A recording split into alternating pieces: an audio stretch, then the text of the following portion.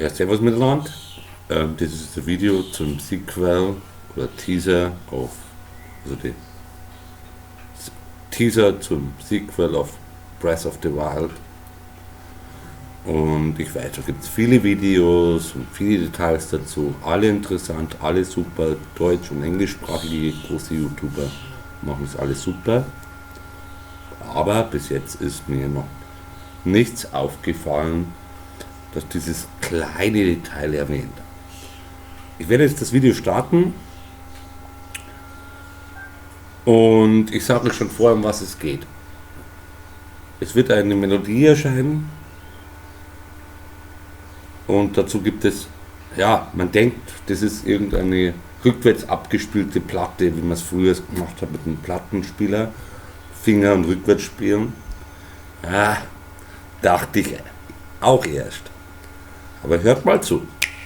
Also ich starte es jetzt.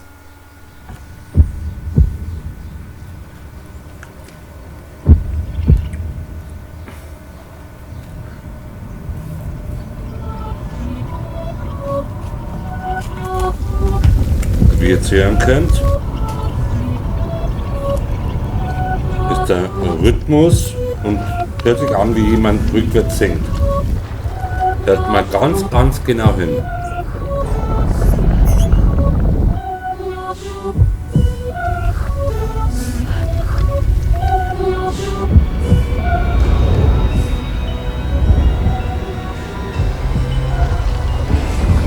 Mal abgesehen davon, dass es natürlich ein saugeiles Video ist, und so wie ich den Text verstehe, könnte Wunschdenken sein, Breath of the Wild Not Spoken, Sequel to. So verstehe ich das. Kann natürlich auch Wunschdenken sein, aber ich denke, das ist das, was es sagt. Oder was der Text bedeuten soll, oder wenn das überhaupt wahr ist. Jedenfalls schaut es euch genau an, schaut auch alle großen YouTuber an, auch die kleinen, die haben sehr viele interessante Informationen dazu, viele kleine Details. Und ja, das war mein erstes YouTube-Video mit einer Scheiß-Technik, weil ich es gerade runtergeladen habe. Ich habe sonst nichts zum Aufnehmen, ich habe sonst nichts zu bearbeiten, also das ist jetzt O-Ton, oh Scheiße, keine gute Qualität.